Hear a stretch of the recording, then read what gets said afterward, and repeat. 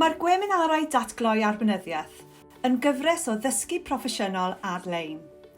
Pwrpas y gyfres yw cynnig cyfleoedd i arweinwyr addysgol ar draws Cymru i ddod at ei gilydd i wrando ar siaradwyr uchel eu parch, i drafod a chwestiynu ac i gynnal sgwrs proffesiynol. The Leadership Unlocked series is a real opportunity to come together from wherever we are across the Welsh education scene to listen to people with experience, with expertise and with deep research understanding, talking about the way leadership can affect all of our jobs. It influences the education reform journey and it helps us all to feel part of something really big, to be proud of leadership in Wales. Mae o'n mynd i herio'n syniadau ni, mae o'n mynd i atgyfnerthu rhai o'r pethau da ni'n gwneud yn barod, ac mae o hefyd yn mynd i galluogi ni fel arweinwyr i wirioneddol edrych chydig bach yn bellach i'r dyfodol mwyn sicrhau bod ni yn parhau i edrych ar sut mae ysgol yn gwella.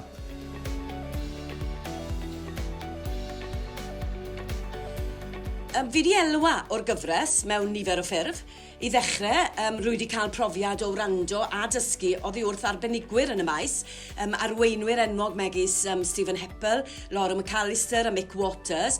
Fi hefyd wedi cael y cyfle i gwrdd â phobl newydd a chael y cyfle i drafod a datblygu syniadau. Yn sicr mae'r gyfres wedi fy ysgogi i edrych o ddifri ar fy arweinyddiaeth i yn hunan.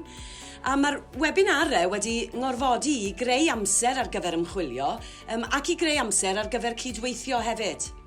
Often we don't get that opportunity to just stop and think about what we're doing, why we're doing it, and what's going on outside that can support us really. And I think the time and the opportunity to speak with other heads is invaluable. If you're going to become a good leader, you have to become an authentic one. And that's just a posh way of saying you have to be yourself. We were born to be ingenious, creative, playful, imaginative, brave. And that's the future of education going forward. So look around your school. Look at it through your children's eyes. Look for ingenuity and playfulness and imagination and challenge. And that's the future of your school. Dros y pythefnos dwytha, dwi wedi bod yn cymryd diddordeb mawr iawn yn yr amgylchedd dosbarth, boed yn sain, boed yn carbon dioxid, boed yn golau, mwyn wirioneddol sicrhau bod ganddo ni'r amgylchedd dysgu gorau phosib ar gyfer y plant. O ran yr hyn dwi wedi dysgu, fi'n teimlo mae pob un o'r cyflwynwyr wedi'n annog i feddwl y tu allan i'r bocs fel petai, gan i bod nhw gyd wedi'n ngorfodi i wneud ymchwil pellach. Mae'r gyfres wedi arwain i feddwl yn greadigol, i ystyried newidiadau ac i rannu syniadau.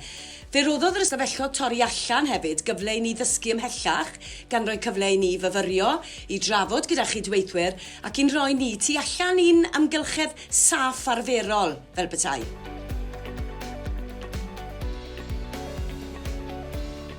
The series offers a chance to come together as a group, even though it's virtual, to spend time with people who provoke thinking and challenge our understandings of leadership.